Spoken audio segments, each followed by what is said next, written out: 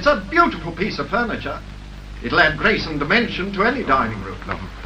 A bid from the newlyweds, perhaps. 8 from you, madam.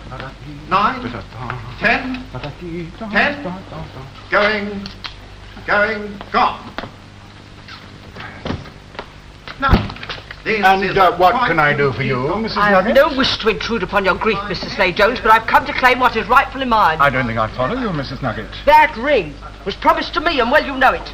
I've already discussed this situation with you, Mrs. Nugget, and I have nothing further to add. Don't you come there, I might be Mr. Slade Jones. A promise made is a promise fulfilled. The most charitable view I can take of your behavior, Mrs. Nugget, is that you have been drinking, and now if you will kindly leave... Me? Drinking? Not a drop has passed my lips this day long. I didn't come here to be insulted. I came to get my rights. Disgraceful at a time like this. Have you no consideration? Will you please go, Mrs. Nugget? All right, but I'll sue you. I'll sue you in the highest courts in the land. Oh, what a dreadful woman. Will you please allow me to express my deepest sympathy, my dear Mr. Slade Jones? One must not judge too harshly. Had it been anything other than this ring, she could have had it willingly, but that ring was a keepsake. I gave it to Amelia when she first consented to be my wife 3 short months ago.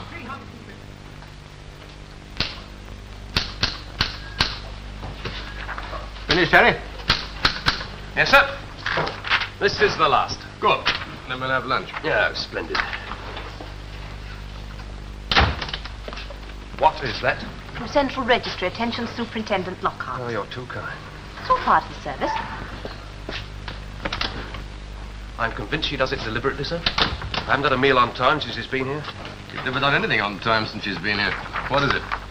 Oh, it's a report from S Division, sir. On Saturday last, Mrs. Nugget made an allegation against her former employer, Mr. Slade Jones. She alleged that Slade Jones had murdered his wife in order to obtain possession of a ring which rightfully belonged to Mrs. Nugget. What the devil's that got to do with us? I've no idea, sir. The station sergeant thought he recognized the description. Lost property index, a photograph of the ring, sir. A Victorian mourning ring with fox's mask in silver mounted on jet with a surround of seed pearls, part of the Lilith collection. Ah, this is why it's come to us, sir. You handled the case 10 years ago. Did I? Let's have a look. The 10th of January, 1950, Janice Paradine, personal maid to Lady Meredith, emptied my lady's jewel box, walked out of the house, never been seen since. Yes, I do remember something about that. There was a man involved in it somewhere. Ah, yes, here we are. Verity French. That's a pretty vague description. Average height, slim build, fair hair, well-groomed, educated voice. Well, that was 10 years ago. Now this fellow Slade Jones has the ring. Well, it's a lead, Harry. And as the last investigating officer on the case, I suppose it's still my pigeon. All right, see what you can find out. Have a word with this Nugget woman. She must know where Slade Jones is. And also with the doctor who signed the death certificate. Very good, sir.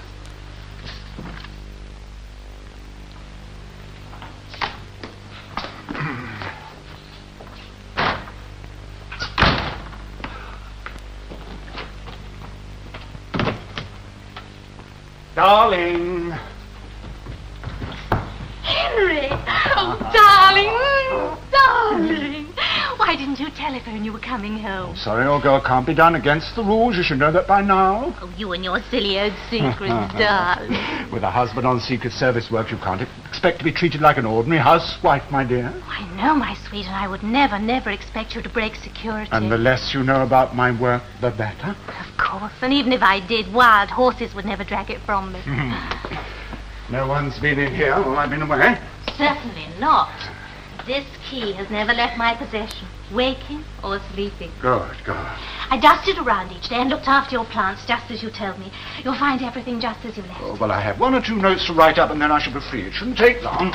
Oh, but Henry, darling, you've been away for 3 long months. Have you missed me? Of course I've missed you. And the sooner I get on with my notes, the sooner we can be together. Now, be a good girl, get me some sandwiches and coffee, and then the rest of the day will be ours. Very well, dearest. Don't be long. No, I won't.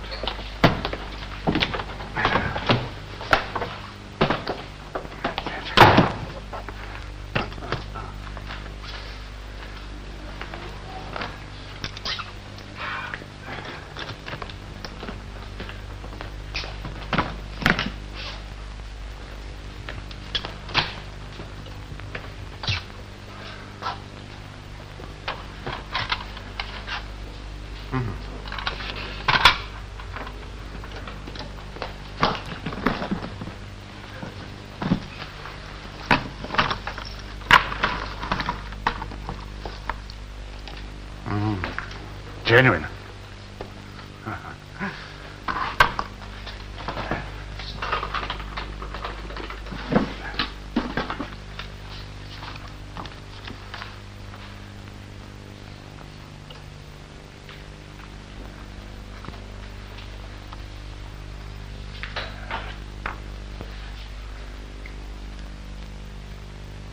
I understand that you've made certain allegations against a Mr. Slade Jones regarding this ring. I certainly did.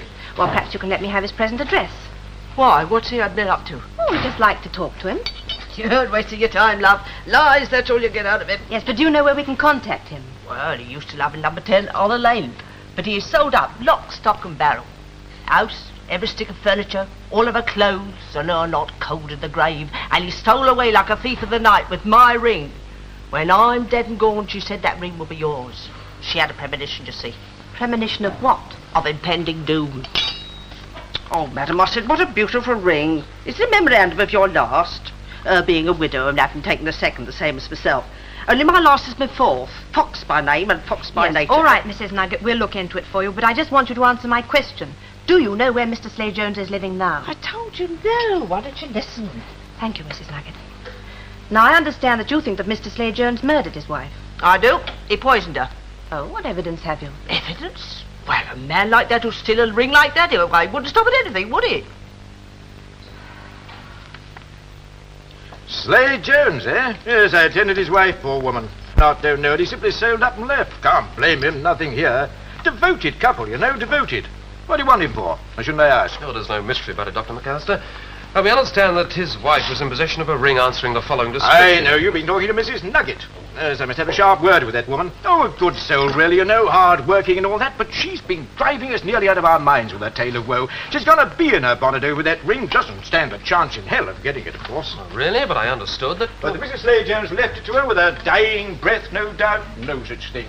In point of fact, she died at 3 o'clock in the morning, when Mrs. Nugget was fast asleep in, Bayswater, I think. That wasn't Mrs. Nugget's story. No, I know. In fact, once Mrs. Nugget clapped eyes on that ring, she gave poor Mrs. Slade Jones no peace. Macabre sense of values.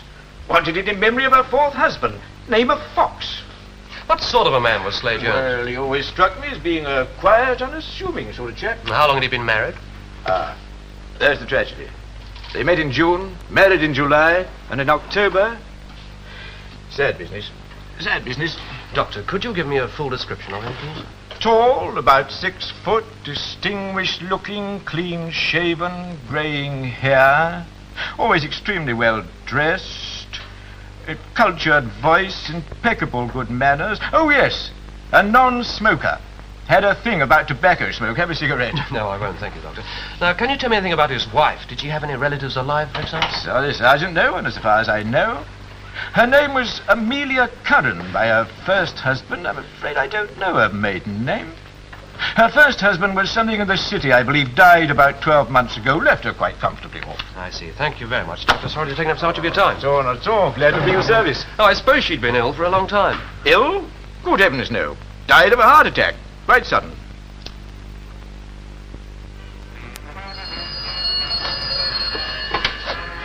Hello?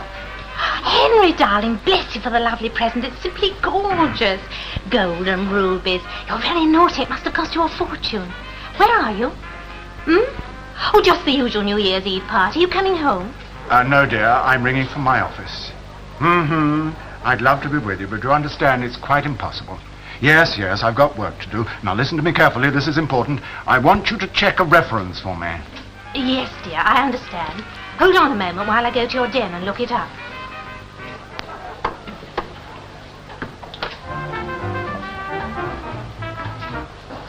Yes. I'm still here.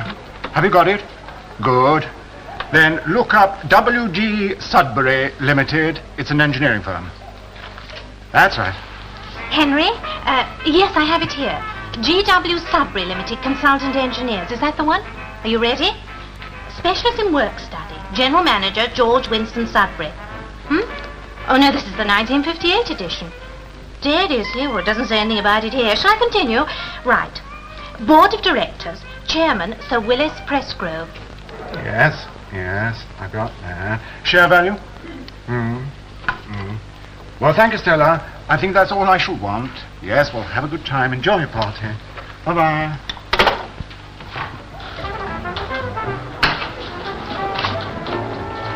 Oh, thank you. Do forgive me. It's Mrs. Sudbury, isn't it? Oh, yes, but I don't Glasgow think... Convention 57, would it be? My name's Fraser Smith. Mr. Fraser Smith, I'm afraid I can't quite place Sir Willis Presgrove introduced us. us. My wife and I. Oh, is your wife here this evening? No, Irene was killed in a car accident 12 months ago. I'm so sorry, I had no idea. One gets over it. Time is a great healer. Yes. Yes, indeed it is. Won't you sit down, Mr. Fraser Smith? I'm just about to have a brandy. Would you care to join me? Oh, that's very kind of you. Are you sure I'm not intruding? Not at all. I'm quite alone, too. Oh, Mr. Sudbury out of town? My husband passed away a year ago. Oh, do forgive me, Mrs. Sudbury. I'd no idea. You see, I've just returned from Canada. I'm afraid I'm rather out of touch. Well, surely you have friends in London? Yes, I've just been telephoning one or two of them, but I seem to have disposed of my friends when I disposed of my business interests. How true. I do understand, Mr. Fraser Smith. The years of marriage also take their toll of one's small circle of acquaintances. True. Darling, hurry up!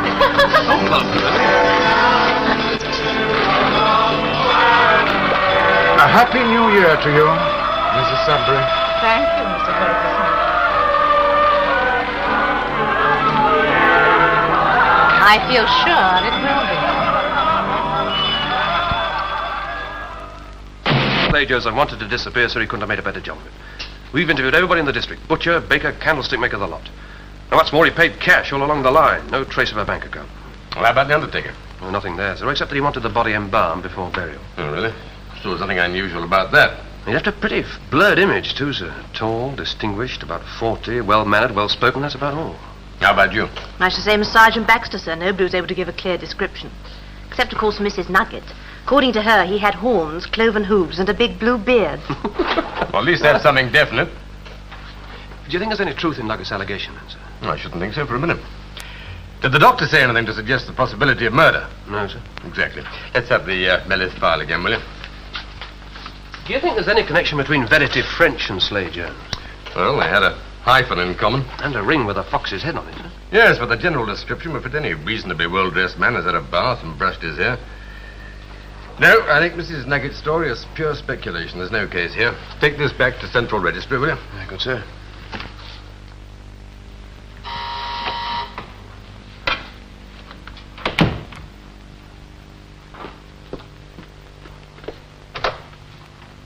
Henry, you're early. Come in. Oh, how lovely. Let me take your coat. Thank you. Edith, there's something I feel I ought to tell you, but I don't quite know how to put it. I've been trying to make up my mind for days. Oh?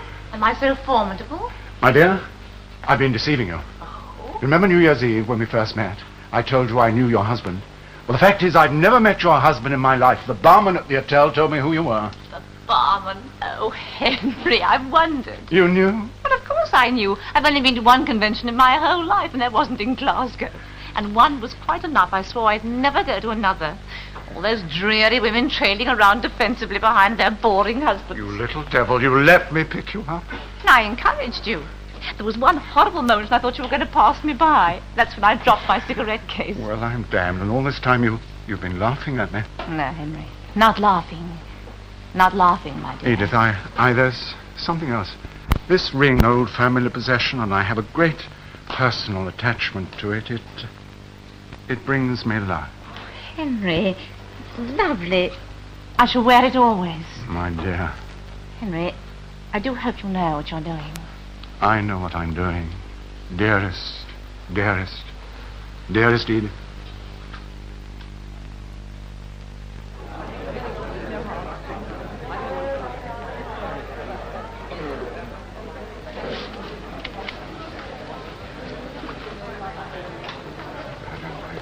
Oh, thank you. Thank you very much.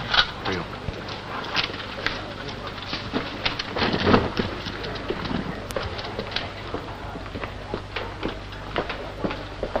Oh. So sorry.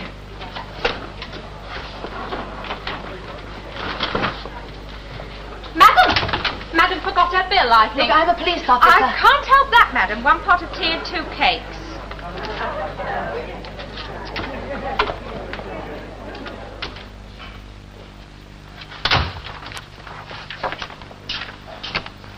Oh, thank you very much. Oh, don't let anybody ever tell me that many hands make light work, sir. In the 3 months that Sally Jordan's been here, I've been buried. Literally buried under mounds of this stuff. Well, there was a time when you were young and eager, remember? Oh, happy days. Oh, it's all right for her, so she was trained as a touch typist. Well, you'd better get her to train you. Oh, that's an idea. I've seen it, sir. See what? The Mellis ring with the fox's head on it and one exactly like it. Oh, really? Where was this? In a hotel in Knightsbridge, sir. There were 2 people, a man and a woman, and the man answered to the description of Slade Jones. The woman was middle-aged, well-dressed, and was wearing the ring on her engagement finger. Well? I'm afraid I lost them, sir. Some fool of a waitress stopped me. By the time I'd got out into the street, they disappeared. No, never mind. Did you get a line on them? Well, I went back into the hotel and I questioned the waitress, and though she didn't know who they were, she thinks that she can remember seeing them there together on New Year's Eve. So I, took the menu card from their table on the off chance we might be able to check his prints on it, sir. Oh, well done. Get on the fingerprints. Ask Sergeant Madison to come to my office right away. Right, now I want you to sit down and write a full description of these people while it's still fresh in your memory. Start with the woman and what she was wearing. Yes, sir.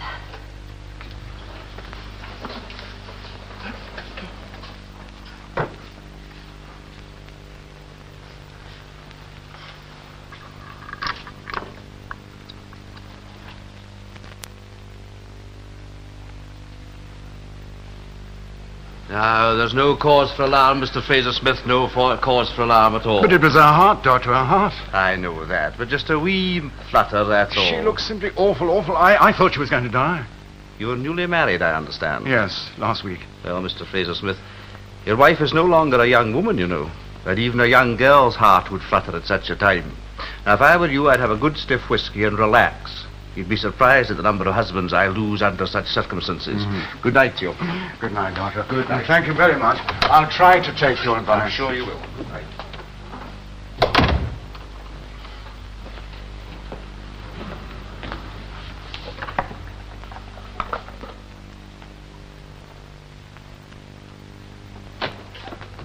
Are you feeling any better, dear? One set of prints on the menu card belonged to this man, sir. That photograph's 12 years old, but I'm sure it's the man I saw in the hotel. How sure? Well, I saw him full face, sir. I'm absolutely certain it's the same man. Henry Potter, single, age 30, occupation laboratory assistant. June 1949, last near £150 from his employers, first offence 3 months. Nothing known about him since. Well, even if the man in the hotel was Henry Potter, there's still nothing to connect him with Slade Jones. Well, there is the ring, sir. If Potter is Slade Jones, he could have given the ring to the woman. Or she could even be Mrs. Potter. Was she wearing a wedding ring? Didn't notice, sir. Well, Potter seems to be the key. Harry, circulate his photograph and particulars in informations. I don't want him picked up yet, just located. Consider the photograph full face. Then taken to everyone you've interviewed so far and see if anyone recognizes him. Yes, sir. Right.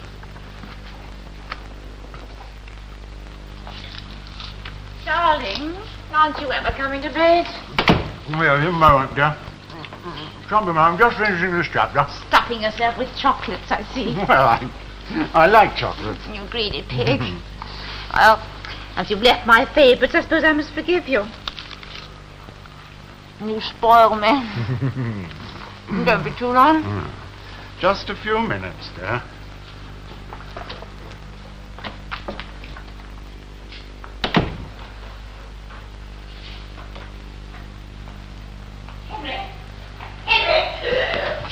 Yes, dear, what is it? I'm coming.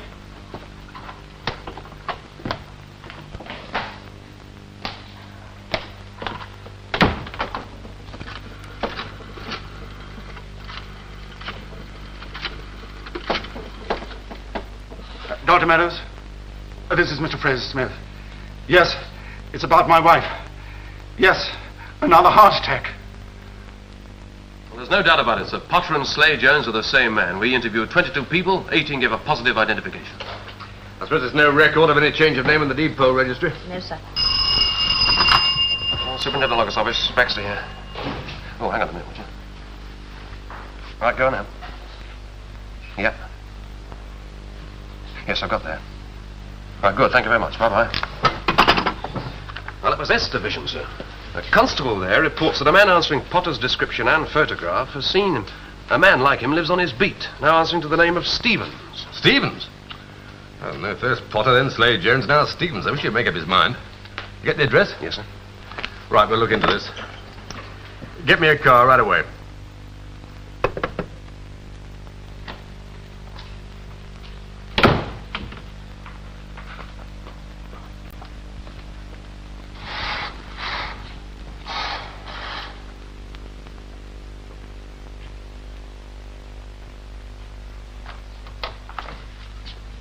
Henry. Oh, darling, I've missed you. Me too. The longest 24 hours I've ever known. Oh, bless you. Take your coat off and go and sit down. Yes. I'll bring you your slippers.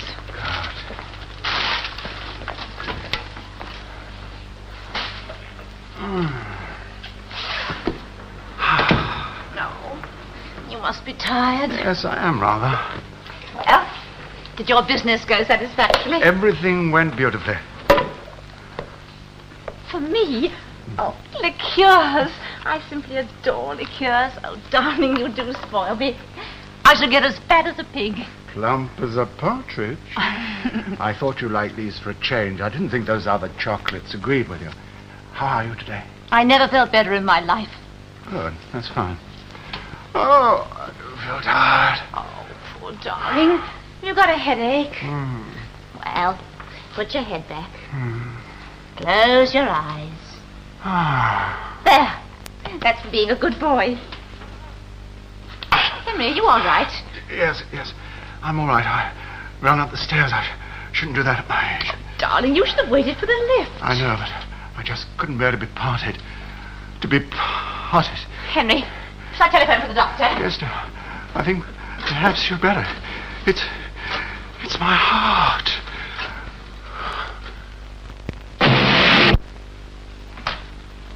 Is that you, missus? Now, look at missus. I'm all finished except for the fireplace wall. Did you ever make your mind up what colour you're going to have it, green or red? Well, oh, give me a moment. I haven't quite decided. I'll be down in a minute.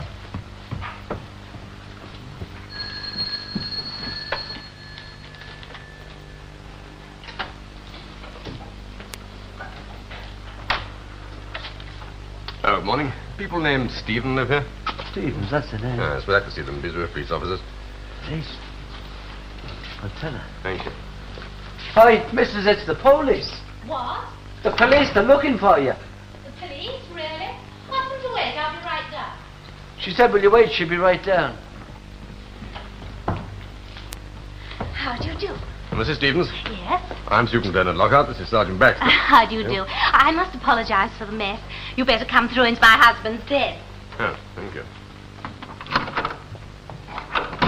Thank you. Yeah.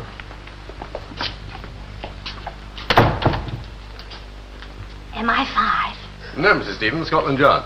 Oh, security. I quite understand. Of course, you know about my husband's work. No? Should I? I am sorry. I must learn to be discreet. I'm afraid I don't quite know what you're talking about, Mrs. Stevens, but, is this a photograph of your husband? Oh, that was taken a long time ago. He looks quite a boy. Aren't official photographs awful? This one certainly doesn't do him justice. Yes, that's Henry. You don't leave anything to chance, do you? And what's your husband's job, Mrs. Stevens? I have no idea. You quite sure? Henry is most conscientious. He would never dream of discussing his work. Well, naturally, I'm aware he's engaged on work of a highly confidential and important nature. Oh, really? Where is he at the moment? I don't know. Well, is he often away from home? Oh, yes, indeed, for 3 or 4 months at a time. Doesn't he ever get in touch with you? Oh, no, that wouldn't be allowed. Oh, except once on New Year's Eve. New Year's Eve? And why was that? To wish you the compliments of the season? Oh, no. Henry would never be so careless. He telephoned from his office. Was it a trunk call? Oh, dear, I can't remember. It sounded important. It must have been, otherwise Henry would never have broken security. I expect he had permission from his chief. Oh, I was so excited at hearing his voice just before midnight. What did he say? Well, I'm not sure I ought to tell you. I'll take full responsibility, Mrs. Stevens. Well, after all, you are a Scotland Yard superintendent. Exactly. Well, in that case, I expect it'll be all right. He, wanted me to look up a reference for him in this. Director of Directors. What was the reference? Well, it was something to do with a firm called, I have it here. I put a marker in just in case. Yes, there we are, Sudbury. G.W. Sudbury, that's the one. And what did your husband want to know? Oh, just the information given here, nothing more. I see. Now, tell me, have you, ever seen a ring like this one? Oh, but of course. My husband wears one just like it all the time. You sure? Well, almost all the time. I noticed he wasn't with this morning and yesterday. I made quite a little joke about Your it. husband was here this morning? Yes. He arrived last evening on one of his flying visits, you know. He, left this morning. Did he come here for any particular reason? No, I don't think so. He spent most of his time locked up in here. I believe he had to complete some important experiments. Something to do with his plants, I believe. I know he worked far into the night, and this morning he looked quite drawn. I tried to persuade him to stay, but you know how conscientious he is. He's very loyal. Just one more question, Mrs. Stevens. How long have you been married? 8 years. Excuse me, lady. This hanging around's costing you a lot of money, you know. Just give me the word, madam. Green, red, any colour you like. Give me the word and I'll get started. Will you excuse me, Superintendent? Perhaps you'll care for a cup of coffee? No, thank you very much. It's very kind of you. Oh, not a word. You carry on with your inspection. Make yourself quite at home. Well, Harry, what do you think? He sounds like a bigamist, sir. One of the smoothest cover stories I've ever heard. Could be. If he's posing as a scientist doing secret research work, well, people would expect him to behave mysteriously. And if anyone asks any awkward questions, well, he can always shut him up with all this security nonsense. He's got a devil of a lot of equipment here, hasn't he? Background to strengthen his story, I suppose. Yes, there could be something else, too. I mean, why should he suddenly dash back here to carry out some mysterious experiment? Let's have a look at those plants she was talking about.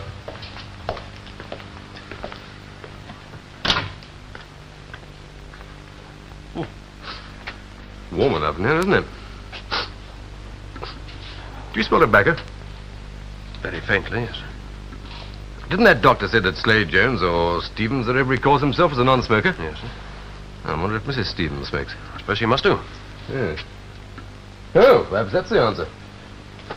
Tobacco plants. Bet he hasn't got a license. Now, beats me why no one should put in heating equipment to grow these things. What thing? Foxgloves. I spent most of last summer trying to keep the damn things out of my garden. Oh, come on, Harry. Let's get out of here. Hey, you might have a look at those books, will you? See if there's anything interesting there. Well, they seem mostly to be chemistry and toxicology, sir. Well, that would tie up with Henry Potter. Try the desk, will you? Yes, sir. A pretty complicated setup. Looks like a still of some sort. One of these drawers is locked, sir. There's no ordinary lock either. It's a special fitting. Any chance of opening it? There's no need to, sir. The drawer above isn't locked. Yeah. Let's have a look. What's this? Oh, word. Big business. Anything else? Oh, there's something stuck in the back here, sir. No, it's not. It's clipped to the back of the drawer. There we are. That's a typical amateur hiding place. Harry, this could be what we're looking for. Now, what is it? Unless I'm mistaken. It's a record of murder. Now, listen, Henry Potter's a qualified chemist. And he grows tobacco plants. Tobacco plants provide nicotine. I don't know much about the stuff, except that in its pure state it can be pretty deadly. Looks to me as if Mr. Potter's preparing the way for his next victim. I must apologize again for not coming last night, but I'm afraid the poor old chap was dying and I couldn't leave him. For all you know, I might have been dying too. Nonsense. You have the constitution of a horse. A little murmur, that's all. You shouldn't run up the stairs at your age. In future, you take them one at a time. I shan't forget. Well, I'll just write you something up. But a good night's sleep is the best remedy. Of course, it may all be for the best, you know. Now that you've been at the receiving end, as it were, you may realize that there's no real cause for alarm, eh? Thank you, Doctor. I should try to remember. Well, this'll do this evening, Mrs. Fraser-Smith. There's no hurry. I've just given your husband a mild sedative. But what he needs is a good night's sleep. Excuse me. Hello? It's for you, Doctor. Oh, for me? Oh, thank you very much. Hello, Dr. Meadows here. Uh-huh. I see. All right, well, tell him I'll be around as soon as I can. Thank you very much. It's Mrs. Barber. She's having her first baby. But I don't suppose it'll arrive until tomorrow morning. You know, first babies are notoriously inconsiderate little monsters. They invariably arrive in the early hours. A chocolate before you go, Doctor? Oh, that's very kind of you. Thank you very... Now, what are they? Liqueurs? Oh, I'm afraid not. I'm driving. Well, good day to you, Mr. Fraser-Smith. I'll see you tomorrow. Good day, Mrs. Fraser-Smith. Now, don't you bother. I'll see myself out. Thank you, Doctor. Goodbye. Goodbye.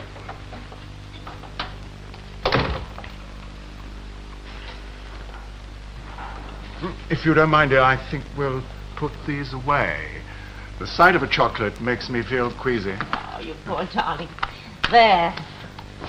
We'll make beasts of ourselves tomorrow. Yeah. Have you come to see me, Superintendent? Well, I'd be grateful if you could tell me about Mrs. Slade Jones. It was heart attack, wasn't it? Yes. She's been suffering from a minor heart condition for the past couple of months. No signs of cardiac disease, mind you, just a rather nasty flutter. Onset of middle age, you know. But I've never known a man so distraught as Slade Jones. I tried to reassure him, prescribed a mild sedative for his wife. 48 hours later, he telephoned again. 2 o'clock in the morning. Another attack? Yes, same as before. Nothing really serious. Unpleasant and rather frightening for the victim, of course, but no real cause for alarm.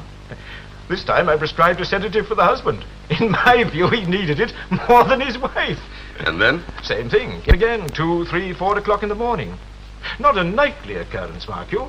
Spread over a couple of months. Did you ever consider calling in a second opinion? Well, I must admit I was a little puzzled. But in actual fact, there was no need for me to broach the subject. Slade Jones himself suggested it. Unfortunately, next time he telephoned, I was out on a confinement. By the time I arrived, it was too late. Oh, so you weren't actually there at the time of death? Not at the actual moment, no. When I got there, she'd been dead about an hour. Doctor, you say that you were puzzled. Well, there was one little thing. I thought about it later in the day. Didn't seem to have any bearing on the case, so I dismissed it from my mind. What was that? Well, I remember noticing there was a strong smell of nicotine in the room. I see. Well, thank you very much. Goodbye. Well, the GPO has no record of any trunk calls to the Stevens number on New Year's Eve, sir. Well, he probably telephoned for a London number. Well, Harry, listen to this. It all seems to be here. Very first entry. Married J.P. AVF, March the 3rd, 1960. J.P. Janet's Paradine, Anthony Verity, French. Yeah. 7th of July, 1950, J.P. followed by a letter D. D. Deceased? Could be. That's Mrs. Nugget wasn't so far off the mark after all, sir. Now, here's the final entry. Married E.S., January 28th, 1961. Right, well, we've got to find E.S., whoever she is, before she dies, too. Beats me how he's got away with it, sir. He must be genuinely fond of his legal wife. At least he's never tried to dispose of her. Yes, I rather think he looks upon her as a sort of insurance policy. Hello, Superintendent. Hello. Well, here it is, most interesting. You'll find it all in there. Good. Well, perhaps you'd put me in the picture as briefly as possible. Of course, it's very ingenious, but the chap doesn't stand a chance of getting away with it. Well, he has so far. Apparently his victims have been certified dead from heart attack. Ah, that'd be the foxglove, more commonly known as digitalis purpurea. It's used as a heart stimulant in medicine, you know. Administered in minute doses, it accelerates the heart, and it would give a pretty fair imitation of a minor heart attack. Oh, yes. Well, go on. Ah, well, now. Now we come to nicotine, the coup de grace, as it were. Now, nicotine in its pure state is a quick-acting alkaloid poison. What would it taste like? Oh, pretty foul, I imagine. Oily, acrid, bitter. Well, how on earth would you get his victims to take the stuff? Surely they'd spit it out, wouldn't they? Well, it'd be too late if they did. You see, nicotine is one of the strongest poisons in its pure state that we've ever come across. Simple contact's sufficient to kill. It isn't even necessary to break the skin. It's as deadly as all that. It certainly is. But then neither of these methods would be likely to escape detection, no. The method I would suggest would be by inhalation. Now, if you were to put a quantity into a bottle and then persuade your victim it was something else and get him to breathe it in, that's all you would require. You mean a doctor would diagnose that as heart attack? Once the idea had been planted in his mind, and provided he arrived 20 minutes or so after death, see no reason why not. Well, thank you very much. Not at all. You'll find it all in my report. Thank you. Good night, Superintendent. Good night. Good night. Harry, make out a report to the Home Office. Exhumation order, Mrs. Slade Jones. Very good, sir. Hello, Jordan. Any luck? Well, I did what you said, sir. I saw Sir Willis Pressgrove, chairman of the board of directors of G.W. Sudbury Limited. Now, he's no knowledge of Potter under any of his aliases, and he also says that his company has never undertaken any form of government contract. However, he believes that he recognizes the description as that of a Mrs. Edith Sudbury. Edith Sudbury? Yes. Yes, sir. She's the widow of George Winston Sudbury, the late general manager who died 14 months ago. Did you get the address? He didn't know it, sir, but he thinks he can find it for us by tomorrow. Tomorrow may be too late. Perhaps you won't try it tonight, sir. Well, perhaps he won't, but perhaps he will. We can't afford to take that risk. Perhaps that's why he went home, to get some more nicotine. It's far too dangerous a substance to carry around, besides it doesn't last indefinitely. Now, Harry, we've got to act quickly.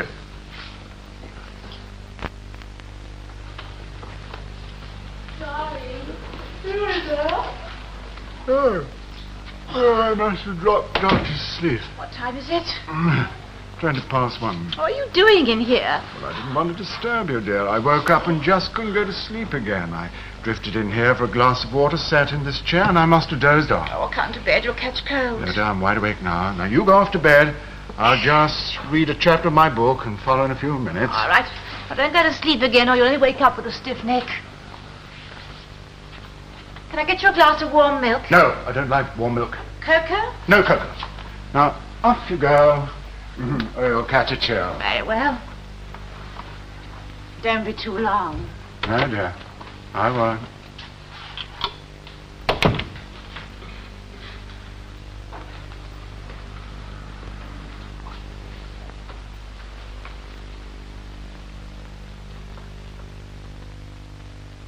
The worst part of a policeman's job is waiting.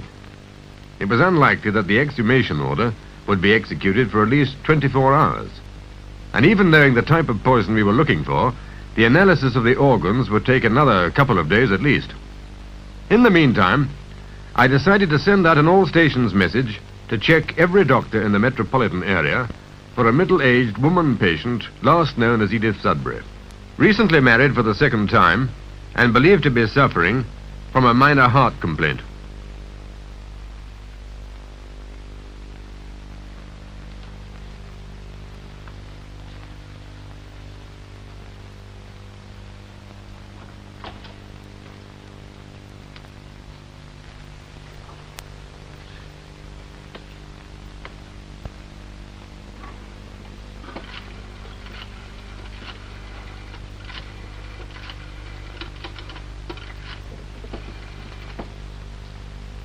Hello, Dr. Meadows. Is Dr. Meadows there, please? I'm afraid he's out on a call. This is Mrs. Meadows. Can I take a message? Yes, please. This is Mr. Fraser Smith. Will you tell him to come at once, please? Yes, it's my wife. Yes, another heart attack. She looks dreadful. Yes, Mr. Fraser Smith. I'll tell him to come at once. Thank you. I'll wait in and let him in myself. Goodbye.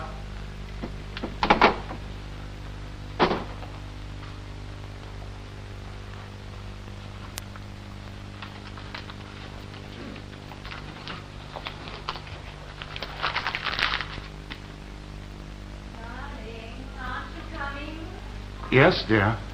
In a moment. Go to sleep.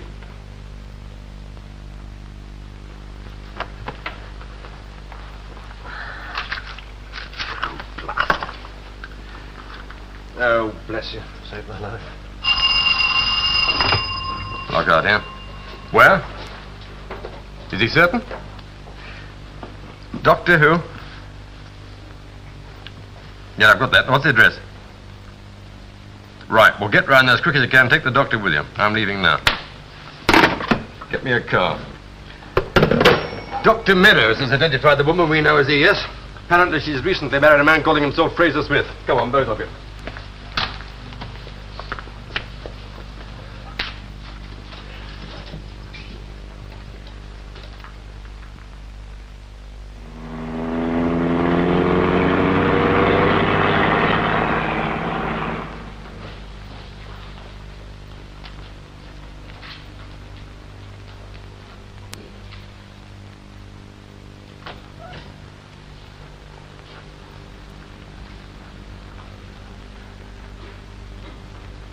Henry, what is it?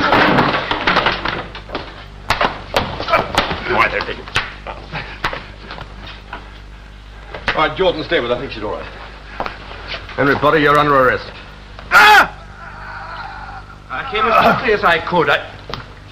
Mr. Fraser Smith. Pure nicotine. He's dead.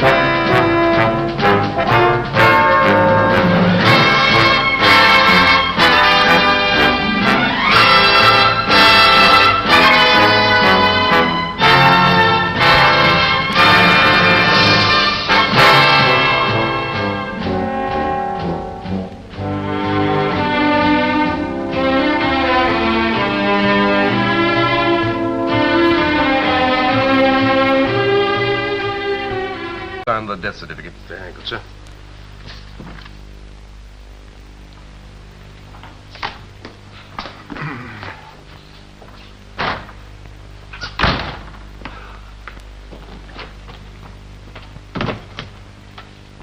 Darling. Henry! Oh, darling! Darling! Why didn't you telephone you were coming home? Sorry, old girl, can't be done against the rules. You should know that by now. Oh, you and your silly old secrets, darling. With a husband on Secret Service work, you can't expect to be treated like an ordinary housewife, my dear. Oh, I know, my sweet, and I would never, never expect you to break security. And the less you know about my work, the better. Of course, and even if I did, wild horses would never drag it from me. No one's been in here while I've been away. Certainly not.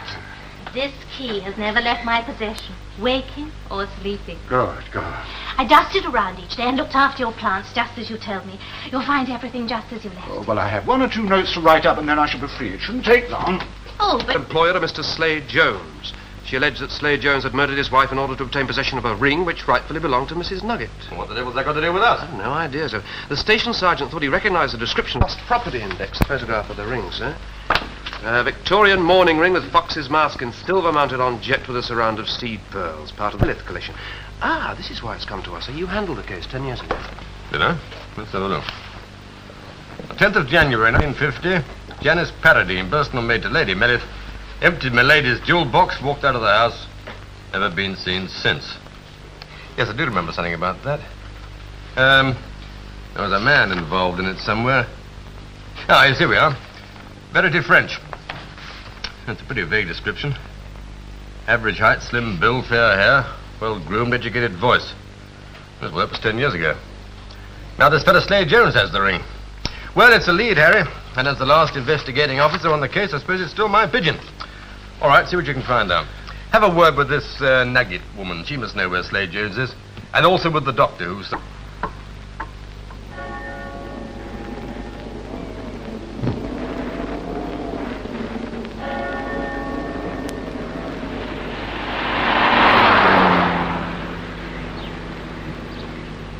It's a beautiful piece of furniture. It'll add grace and dimension to any dining room. A bid from the newlyweds, perhaps. 8 from you, madam. 9, 10, 10. Going, gone. Now, this is what can I do for you, Mrs. I have Nugget? no wish to intrude upon your grief, Mr. Slade Jones, but I've come to claim what is rightfully mine. I don't think I follow you, Mrs. Nugget. That ring was promised to me, and well, you know it.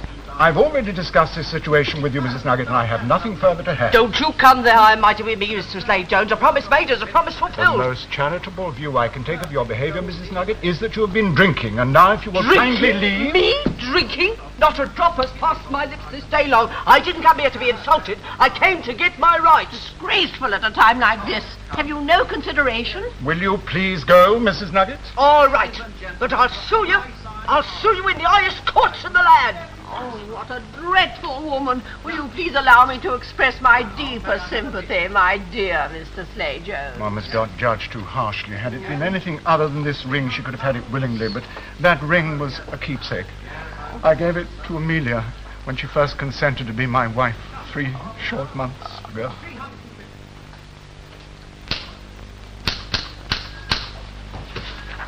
Finished, Harry? Yes, sir. This is the last. Good. Then we'll have lunch. Yeah, splendid. What is that? From Central Registry, attention Superintendent Lockheart. Oh, you're too kind. It's all part of the service. I'm convinced she does it deliberately, sir. I haven't got a meal on time since she's been here. She's never done anything on time since she's been here. What is it? Oh, it's a report from S Division, sir. On Saturday last, Mrs. Nugget made an allegation against her former